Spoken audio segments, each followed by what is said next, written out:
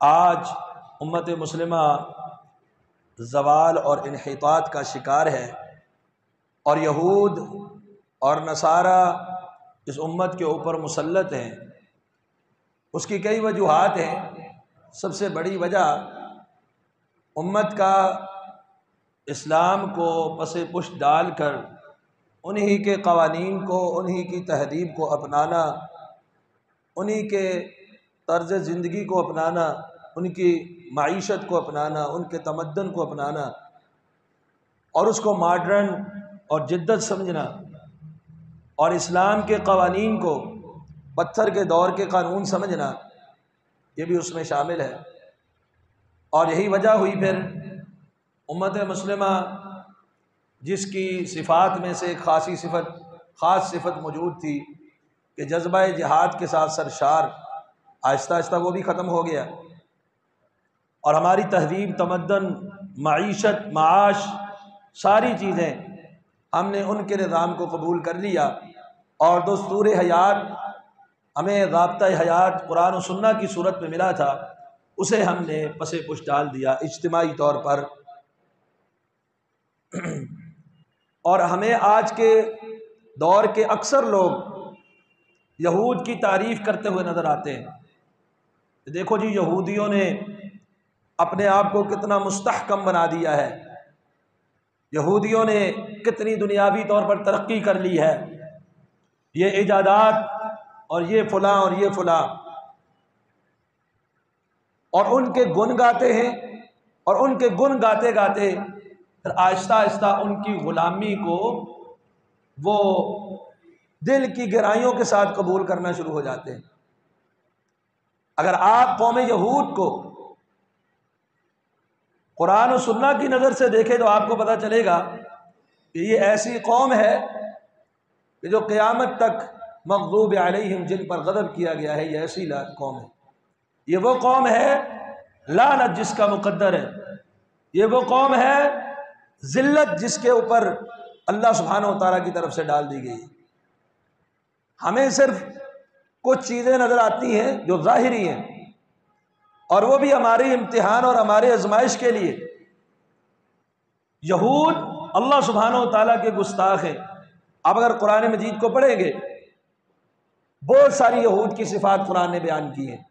یہودی کیسی قوم ہے، اس کا بھی ایک خطبے میں وقت نہیں ہے کہ یہود کے وہ ساری چیزیں قرآن کے حوالے سے آپ کے سامنے رکھی جائیں۔ مختصراً چند چیزیں، چند اشارے۔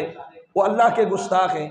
مثلا اللہ سبحانہ و تعالیٰ نے قرآن مجید میں فرمایا ہے، سورہ آل عمران سورہ نمبر 3 آیت نمبر 181، کہ یہودیوں نے کہا، وقالت الیہود، یہودیوں نے کہا، ان اللہ فقیر ونحن اغنیاء، اللہ فقیر ہے، ہم غنی ہیں۔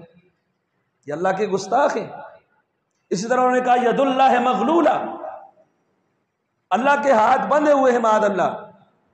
اسی طرح یہ نبی کے گستاخ ہیں صلی اللہ علیہ وسلم، جیسے کہ اللہ سبحانہ و تعالیٰ نے سورہ النساء سورہ نمبر 4 کی آیت نمبر 46 میں بیان فرمایا، من الذین ہادوا یحرفون الکلم عن مواضعہ، یہودی جو ہیں، جو اپنے آپ کو یہودی کہتے ہیں، وہ کلمات کو اپنی جگہ سے تبدیل کر دیتے تھے۔ دو طرح کی تحریف ان کے اندر موجود تھی، یحرفون الکلم عن مواضع، یحرفون الکلم من بعد مواضع۔ ایک بات کچھ اور ہے، اور یہ وہ تعویل کر کے اس کا مفہوم کچھ اور بنا لیتے تھے۔ اللہ کے احکامات کے ساتھ کھلواڑ اور استہزاء کرنے والی قوم۔ بات کچھ اور بیان کی گئی، تعویل کر کے اس کا مفہوم کچھ اور بنا دیتے، اور دوسرا اس کلمے کو ہی ہٹا دیتے۔ لفظی تعریف بھی اور معنوی تعریف دونوں یہودیوں کے اندر موجود تھی، اور یہ اللہ کی کتاب میں۔ یقولون سمعنا وعصینا، مومنوں کی صفت ہے، جب وہ اللہ اور اس کے رسول کی بات سنتے ہیں تو کیا کہتے ہیں؟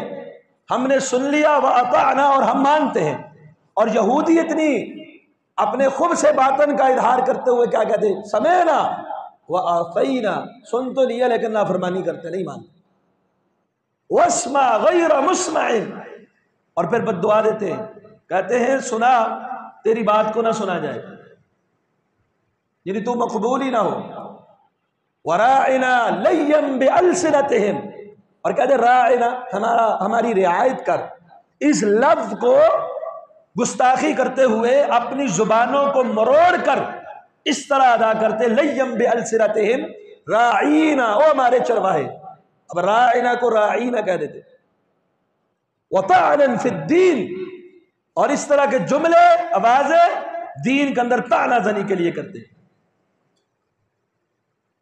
وَلَوْ أَنَّهُمْ قَالُوا سَمِعْنَا وَأَطَعْنَا وَاسْمَعْ وَانظُرْنَا لَكَانَ خَيْرًا لَهُمْ، اگر وہ اس طرح کہتے ہم نے سن لیا، ہم نے اطاعت کر لی، ہماری طرف دیکھیے، ہمارا لحاظ رکھیے، تو ان کے لیے بہتر ہوتا. لیکن زبانیں مروڑ کر رسول اللہ صلی اللہ علیہ وسلم کی بھی مذاق اڑانے کی اور بد دعا دینے کی اور اس طرح کے بے ادبی اور توہین والے الفاظ استعمال کرنے کی کوشش کرتے.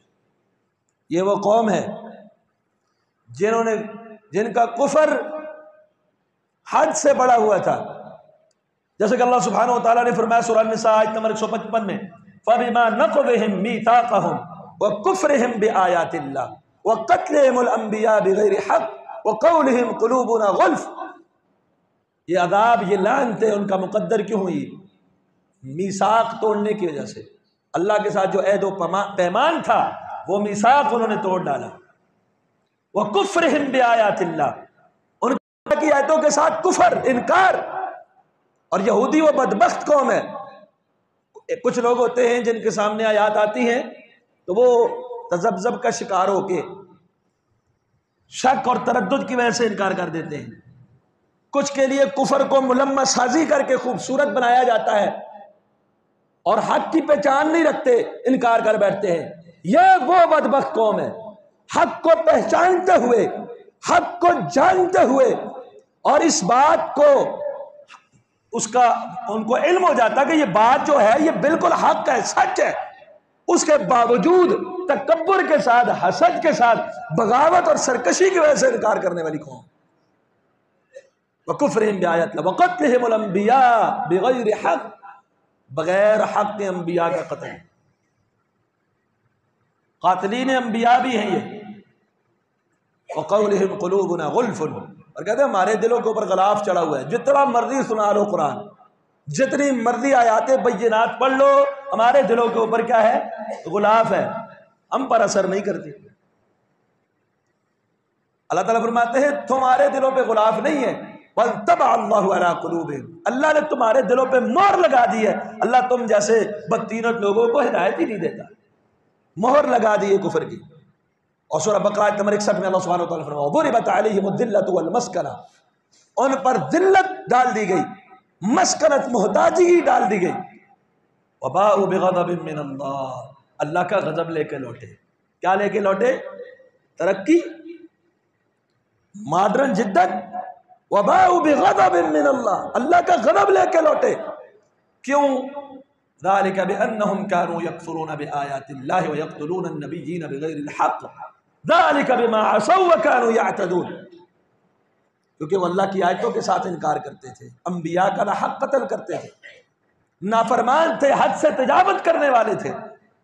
اور اس طرح بہت ساری صفات قرآن مجید نے ان کی مزید بھی کی ہے، جو میں آپ کے سامنے رکھوں. عہد، اللہ کا جو عہد ہے اس کی بھی نہیں، اللہ نے حق لیے اپنے نظریوں سے، ان سے عہد شکنی. لوگوں کے ساتھ جو معاہدے ہیں اس کی عہد شکنی. نبی اکرم صلی اللہ علیہ وسلم کے ساتھ، رسول اللہ علیہ وسلم کے دور کے یہود کے جو معاہدے ہوئے ہیں، آپ پڑھیں سیرت کی کتابوں کو، ان میں عہد شکنی. انبیاء کے ساتھ یہ عہد شکن، اللہ کے ساتھ یہ عہد شکن، آپس کے معاملات میں یہ عہد شکن، صلح کے جو معاہدے ہیں ان میں یہ عہد شکن. یہ عہد شکن لوگ ہیں جنہوں نے اللہ کے کلام میں تحریف کی ہے، معنوی تحریف بھی کی ہے، لفظی تحریف بھی کی ہے. اس کی کئی مثالیں موجود ہیں. اسلام اور حق کے مقابلے میں معاندانہ رویہ اختیار کیا ہے. تکبر ان کے اندر شیطان والا بھرا ہوا ہے. حسدا من عند انفسہم، اپنے دلوں کے حسد اور بغض کی وجہ سے یہ اسلام کو قبول نہیں کرتے.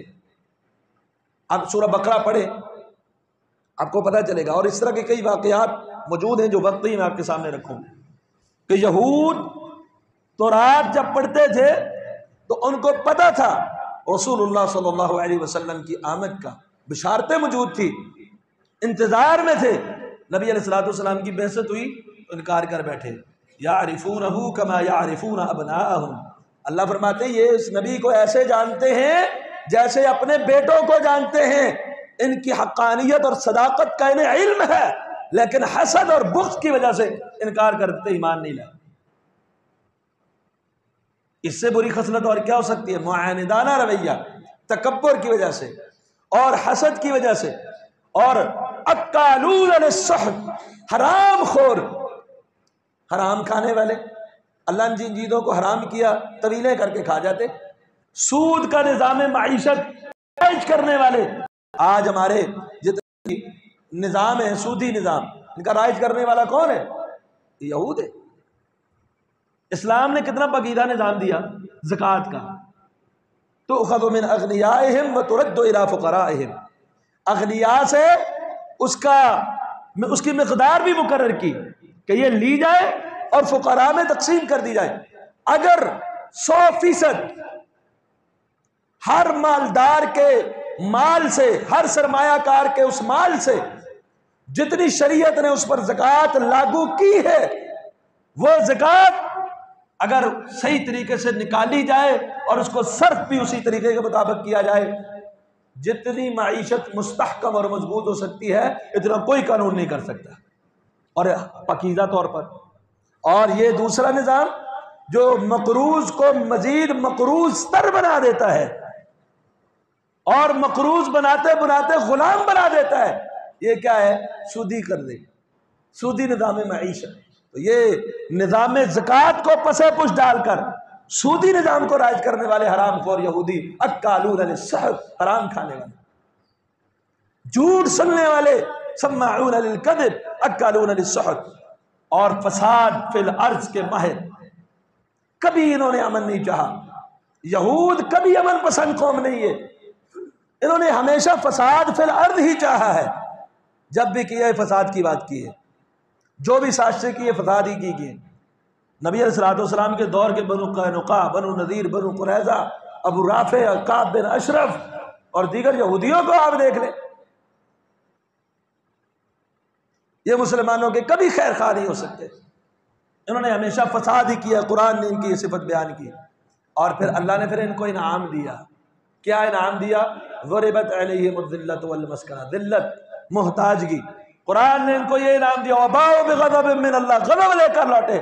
یہ وہ لوگ ہیں لعنہم اللہ، اللہ تعالیٰ فرماتے ہیں اللہ نے ان کے اوپر لعنت فرمائی ہے، اور یہ وہ لوگ ہیں قد بدت البغضاء من افواہہم وما تخفی صدورہم اکبر، کہ یہ تمہارے بارے میں بڑے بغض رکھنے والے ہیں، ان کے منہ سے جو بات نکلتی ہے بغض مزید سینوں میں اور چھپا ہوا ہے، وہ اس سے بھی بڑا ہے۔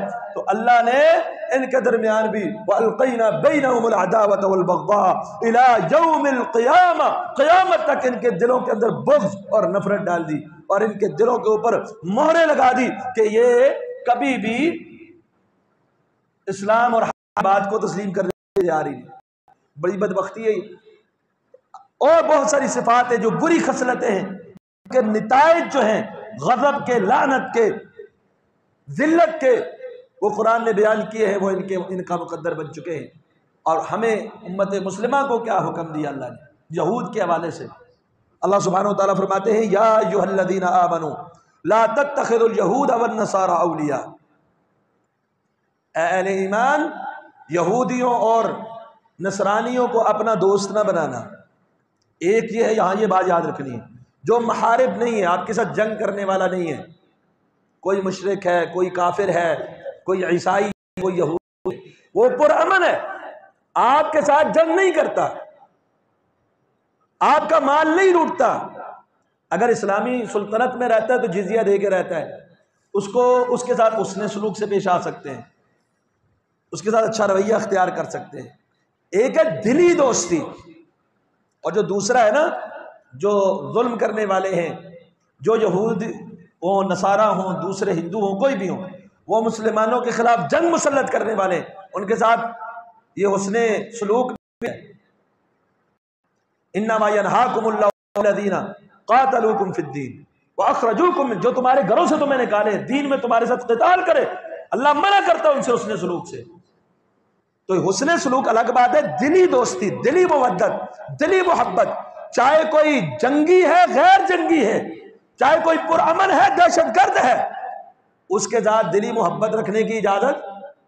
آج ہمارے نوجوان نسل کو یہود اور نصارہ اور اس نظام کو ایسا خوبصورت بنا کے پیش کیا جاتا ہے، ان کے دلوں میں خواہش ہوتی ہے کاش ہمارا ملک بھی ویسا ہو، ہمارا نظام بھی ویسا ہو ایسے۔ حالانکہ اللہ تعالیٰ کیا فرمایا؟ یہودیوں کے ساتھ محبت نہیں کرنی، عیسائیوں کے ساتھ دلی محبت نہیں کرنی۔ وَمَن يَتَوَلَّهُم مِّنكُمْ فَإِنَّهُ مِنْهُمْ، فرمایا جو ان کے ساتھ دلی محبت کرے گا، دلی طور پر ان کو پسند کرے گا، وہ انہی میں سے ہو جائے گا، وہ ان جیسا ہو جائے گا، انہی میں سے ہے، انجام کے لحاظ سے بھی ان میں سے۔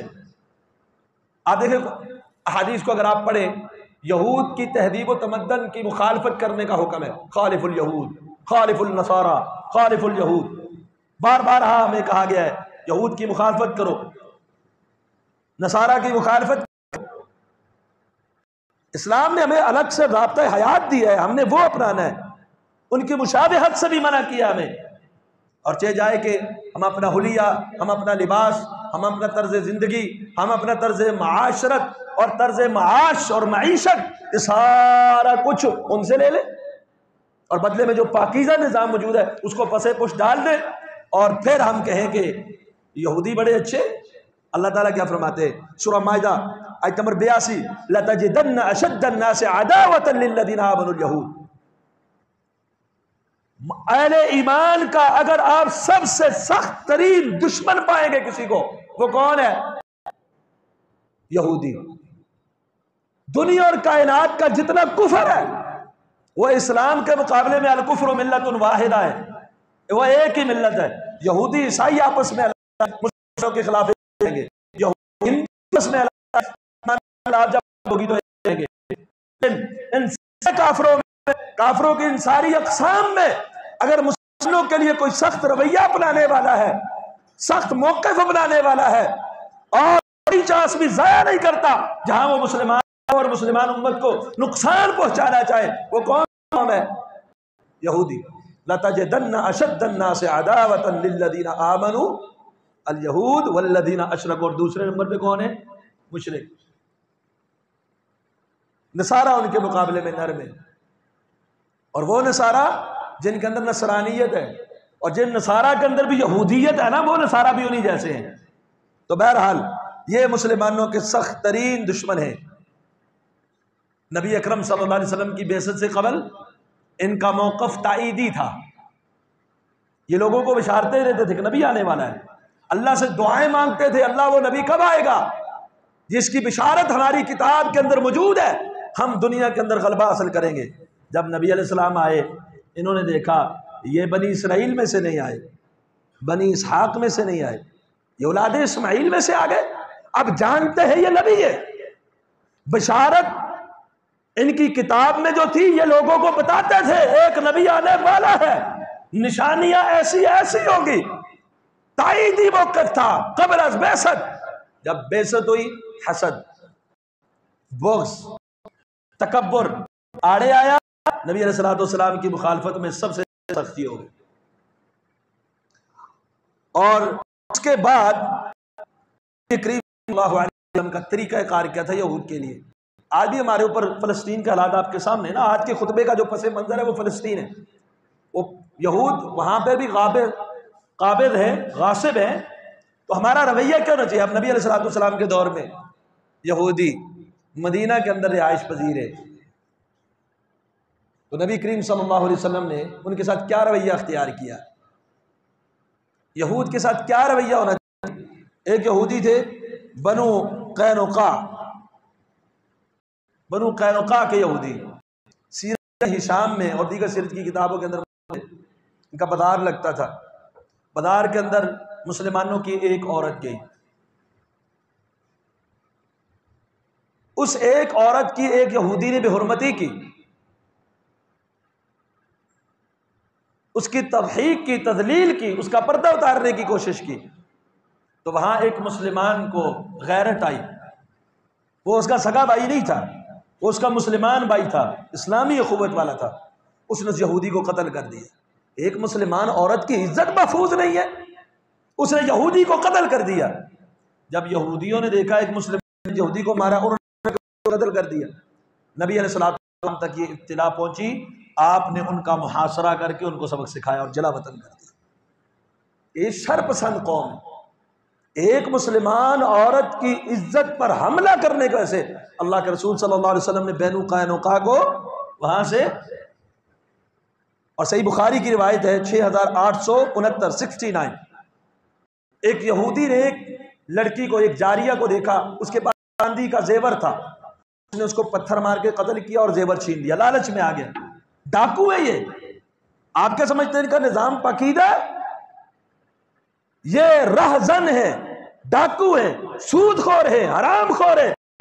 مسلمان کا مال، جان، عزت، اس کو یہ حلال سمجھتے ہیں، چاہے وہ پرامن ہو یا جیسا ان کا غلام ہو یا جو مرضی ہو۔ ایک بچی جس کا زیور چھیننے کے لیے اس کو قتل کر دیا۔ اب نبی علیہ السلام کے پاس جب وہ آئی گئی، اس کے اندر ابھی سانس باقی تھا، سانس کی رمق باقی تھی۔ نبی علیہ السلام نے پوچھا اقتل کہ فلان، فلاں آدمی نے قتل کیا تجھے؟ اس نے اشارہ کیا نہیں۔ نبی علیہ السلام نے فرمایا فلاں آدمی نے تجھے قتل کیا ہے؟ اس نے کہا نہیں۔ نبی علیہ السلام نے اس یہودی کا نام لیا، اس یہودی نے تجھے قتل کیا ہے؟ اس نے اشارہ کیا ہاں اس یہودی نے مجھے قتل کیا ہے۔ اب نبی علیہ السلام نے کیا رویہ اختیار کیا؟ کیا رویہ اختیار کیا؟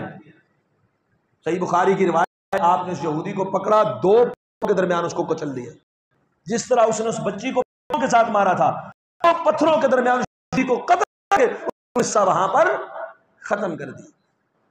یہ سازش کرنے والے یہودی، ان میں صحیح بخاری کے اندر حدیث نمبر 2510 ہے، کعب بن اشرف یہودی، اسلام کی توہین کرنے والا، رسول اللہ صلی اللہ علیہ وسلم کی توہین کرنے والا، نبی علیہ السلام نے کیا رویہ اختیار کیا؟ بات طویل ہے، وقت تھوڑا ہے، اس واقعے کو بیان نہیں کیا، 2510 آپ پڑھ لیں صحیح بخاری میں۔ محمد بن مسلمہ رضی اللہ تعالیٰ عنہ کو روانہ کر کے اس کا کام تمام کر دیا، قتل کر دیا اس کو۔ ابو رافع یہودی کو نبی علیہ السلام نے کیا کیا؟ اس کے گھر کے اندر اس کو مروا دیا، قتل کیا اس سازشی کو۔ اسی بنو نذیر کے یہودیوں کو آپ سورہ حشر پڑھے، بنو نذیر اور بنو قریظہ یہودیوں کو کیا ہوا؟ جلا وطن کر دیے گئے۔ بلکہ صحیح بخاری میں حدیث نمبر 4122 ہے، نبی اکرم صلی اللہ علیہ وسلم خندق سے واپس آئے، غزوہ احزاب سے، آپ نے اسلحہ اتارا تو آپ صلی اللہ علیہ وسلم کے پاس سیدنا جبریل امین علیہ السلام آئے، صحیح بخاری کی روایت، اور اپنا سر جاڑ رہے ہیں مٹی سے، غبار سے، اور فرما رہے ہیں محمد صلی اللہ علیہ وسلم آپ نے اسلحہ اتار دیا، میں نے تو ابھی تک اپنا نہیں اتارا۔ یہ وہ وقت تھا جب مسلمانوں کے اندر وہ جذبہ تھا تو اللہ کے ملائکہ ان کے ساتھ تعید کے لیے آتے تھے، تو میں نے اسلحہ نہیں اتارا، اٹھیں آپ تیاری کریں اور اپنا تلواروں کا رخ موڑیں۔ کس کی طرف موڑنا ہے؟ یہ بنو قریظہ کی طرف موڑنا ہے، جائیں بنو قریظہ کی طرف۔ نبی اکرم صلی اللہ علیہ وسلم نے بنو قریظہ کا محاصرہ کیا، 15 دن تک وہ محاصرے میں رہے، یہ یہودی 15 دن تک، اور 15 دن بعد انہوں نے ہتھیار پھینک دیے، اب ہم لڑنے کے لیے تیار نہیں۔ یہ اوقات تھی یہودیوں کے لیے، اور ہمارا سعد بن معاذ کو ثالث بناتے ہیں، جو فیصلہ سعد بن معاذ کرے گا وہ فیصلہ ہمیں منظور ہے۔ سیدنا سعد بن معاذ رضی اللہ تعالیٰ عنہ زخمی، مسجد نبوی کے اندر ان کا خیمہ لگایا گیا ہے کہ نبی علیہ السلام قریب سے ان کی عیادت کر سکے، بازو کی رگ کٹ چکی ہے، خون بہ رہا ہے، اور اسی زخم کی وجہ سے وہ جام شہادت نوش ہوئے۔ کہا سعد تمہارے فیصلے کے منتظر ہیں یہودی، انہوں نے آپ کو ثالث مانا ہے۔ اب یہ کوئی زرداری والا فیصلہ نہیں ہے، یہ ہمارے جتنے دیگر لوگ ہیں، ہمارے حکمران موجودہ دور کے، چاہے وہ پاکستان کے ہوں، سعودی عرب کے ہوں، یا دیگر کسی ملک کے ہوں، ترکی کے ہوں، وہ فیصلہ نہیں ہے۔ یہ سعد بن معاذ ثالث بنے ہیں، لائے گئے، فیصلہ کیجئے، آپ کو ثالث مانا ہے۔ یہود نے کیا فیصلہ کرتے ہو؟ کہا اللہ کے رسول میں یہ فیصلہ کرتا ہوں لڑنے کے قابل جتنے مرد ہیں سب کو قتل کر دیا جائے۔ یہ شرارتی فی الارض والے، مسلمانوں کے خلاف دن رات سازشیں کرنے والے یہ یہودی، یہ کوئی موقع نہیں چھوڑتے جہاں اسلام کو نقصان نہ پہنچائیں، اس لیے ان کے بچوں کو، ان کی بیویوں کو، عورتوں کو لونڈیاں اور غلام بنایا جائے، اور ان کے جتنے مرد لڑنے کے قابل سب کو مار دیا جائے۔ یہ فیصلہ ہے سعد بن معاذ کا۔ وہاں ان کا صفایا ہوا مدینے سے، ابھی وقت نہیں ہے۔ پھر نبی کریم صلی اللہ علیہ وسلم ایک وقت آیا یہودیوں کے بعد، اور یہ مکار نبی علیہ السلام کسی اور معاملے میں انہوں نے آپس میں سازش، رسول اللہ صلی اللہ علیہ وسلم جس دیوار چھائے بیٹھے ہوئے ہیں، کسی کو ایج کے بڑا نبی علیہ السلام اور ان کی سازش نہیں، وہاں پر ایک کی راہ گو نبی کو پکڑا پیر پر کو کھینچا، اور آپ صحیح کی روایت ہے وفات آپ عائشہ نے بکا زیتون کو لایا تھا میں کھائے تھے، آج رگ میں اس کی تکلیف محسوس کر رہا ہوں۔ اتنے سازش نبی علیہ السلام کی قتل کی سازش، آپ کے اوپر پتھر گرایا سازش، ایک اور مصالحت نظام اور نظام کے لیے آپ خیر یہودیوں کو سبق دیتے۔ پھر مدینہ آج دین یہودی ہے، اور یہود کے سامنے آج ان کا ہے مسلم امت، ان کو وہاں سے نکالا جائے، یہ جائے کہ اس کو الگ تسلیم کیا جائے، ان کو ایک تسلیم کیا کہ مظلوم فلسطینیوں کو یہ باہر سے آنے والے لوگوں نے گھروں سے بے گھر کیا، سینکڑوں ہزاروں کی تعداد میں ان کے جوانوں کو، ان کے بچوں کو، ان کی بچوں کو شہید کیا۔ آج بھی وہی ہے جو بنو قینقاع کا، نذیر کا، اور بنو قریظہ کا، خیبر کا، جو رسول صلی اللہ علیہ وسلم ہے۔ آج اس کے ہم پاس نہیں، ہم یہ بھی ہماری بڑی منافقت ہے۔ آج سوشل میڈیا کے اوپر نا ہر بندہ، جب فلسطین کے معاملات، غزہ کے یہ معاملات، ہر بندہ کہتا ہو نظر آتا ہے علماء کیا کردار کر رہے ہیں، مولوی لوگ کیا کر رہے ہیں، کیا کریں مولوی لوگ، کیا کوئی مولوی کے اندر آتا ہے اس وقت کہتے ہیں ملا کی دوڑ مت، کیا کام سیاست سے، ملا کی پڑھائے وہ گھر میں جائے، اس کا کیا کام ہے سیاست کرنا، اس کا کیا کام ہے حکومتی عہدوں کے اوپر جانا، اسمبلی میں جانا۔ اور آج جب حالات ہوئے، پہلا نام مولوی کا، کیا کر رہے ہیں مولوی نے، کیا کرنا ہے، جنہیں تم دے دیتے رہے ان سے پوچھو تم کیا کر رہے ہو، جن کمپینیں چلاتے رہے ہو، اور جن نام کے لیے اپنے تک کو لڑنے کے لیے تیار ہو جاتے ہو، میں فلاں پارٹی ہوں، میرا باپ فلاں پارٹی کا میرا دشمن ہے، اور جن کے لیے اب کچھ قربان کرنے کے لیے تیار ہو جاتے ہو، آج ان سے پوچھو پکڑو کرے کیا کر رہے ہو، کیا کر رہے ہیں، تمہارے پاس حکومت ہے، تمہارے پتہ ہے سلطنت ہے، تمہارا ابھی کو دیا تھا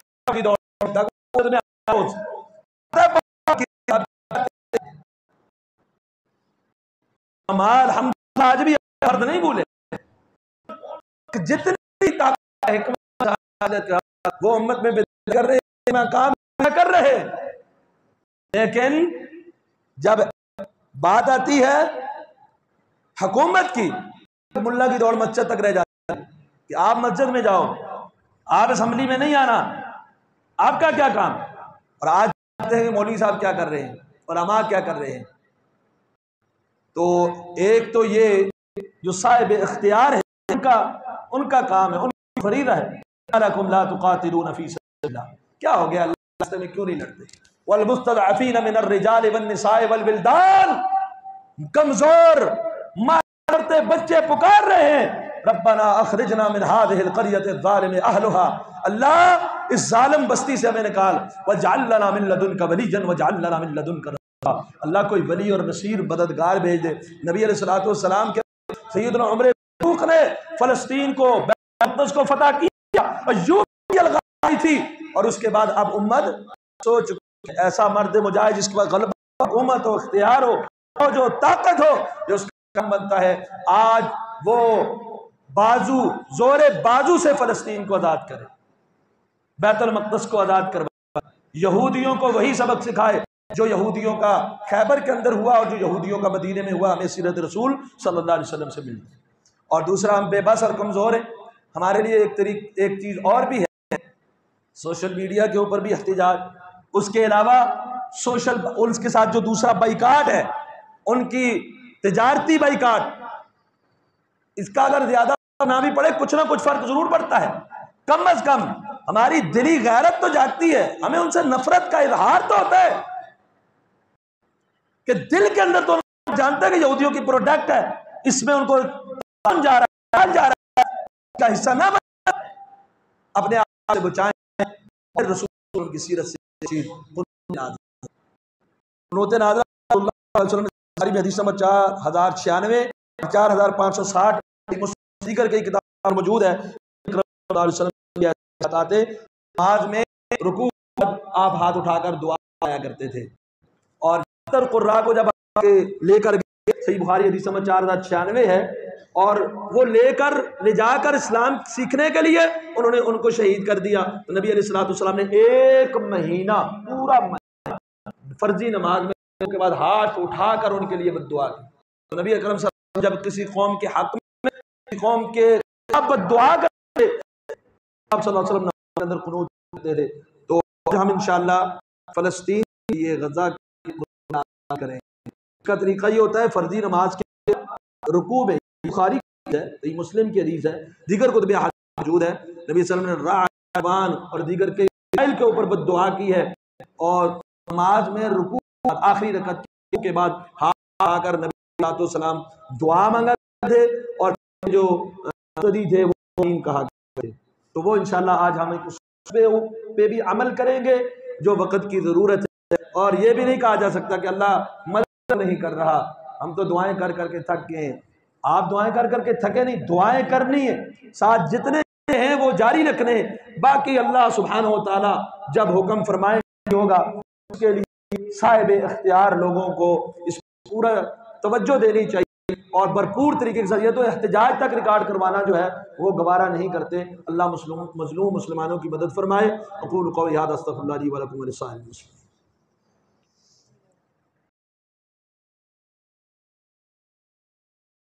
دوسرا سوال، آج کل اسرائیلی فورسز فلسطین پر ظلم کر رہے ہیں، کیا مسلمانوں پر جہاد فرض ہے؟ عام مسلمان کیسے جہاد کرے گا؟ آپ کوئی طریقہ بتا دیں جہاد کا، تو انشاءاللہ ہم تیار ہیں۔ تو صاحب اختیار کا کام ہے، تو عام مسلمانوں کے لیے انہوں نے کوئی رستہ ابھی تک کھولا نہیں ہے، تو اس لیے وہ بے بس ہے۔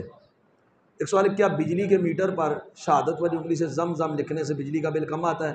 تو سوال پوچھنے کی ضرورت ہی نہیں، آپ فل اے سی چالو کریں اور بجلی کے جتنی بھی چیزیں نا ہیوی لگائیں، اور میٹر پہ زم لکھیں، مہینے بعد آپ کو پتہ چل جائے گا۔ ساری چیزیں غیر ضروری بھی لگائیں، دن رات چلائیں، سب کو گھر میں نہیں ہے تب بھی چلائے رکھیں، مہینے بعد یونٹیں دیکھیں کم ہوتی ہے نہیں، سوال کا جواب مل جائے گا کہ زم لکھنے سے بل آیا کہ نہیں آیا، جب جا کر بل جمع کریں گے پتہ چلے گا۔ اللہ کے اسلام خواہ مخواہ کا ایک مذاق بنایا ہوا ہے کہ شہادت والی انگلی سے زم لکھو میٹر پر تو بل نہیں آئے گا، کم بل آئے گا۔ کوئی کلمہ ہو ایسے مولویوں کے منہ پہ لکھے منہ بند ہو جائے، ایسی کوئی بات قرآن و سنت میں نہیں ہے۔ شہبادی ہیں خواہ کی، زم کا تعلق کیا ہے میٹر کے ساتھ اور بجلی کے بل کے ساتھ؟ تو ہماری حکومت کو چاہیے کرنے کے لیے وہ زم لکھیں، ایسی فضول بات ہے، بس بات ہے۔ ایک سوال ہے، کیا دجال ہی چڑھا ہوگا؟ دجال کی جو علامات احادیث کے اندر بیان ہوئی ہیں وہ دونوں آنکھوں سے کانا ہوگا، ایک آنکھ اس کی ابری ہوئی ہوگی اور ایک مٹی ہوئی ہوگی، دونوں آنکھیں اس کی کانی ہوں، تو کاف فیر ہے اس کے مومن پڑھ سکے گا بصیرت والا، اور کچھ دیگر علامات بیان ہوئی، اس میں میرے علم میں نہیں ہے بیان ہوا ہو، تو ایسی کوئی بات نہیں ہے۔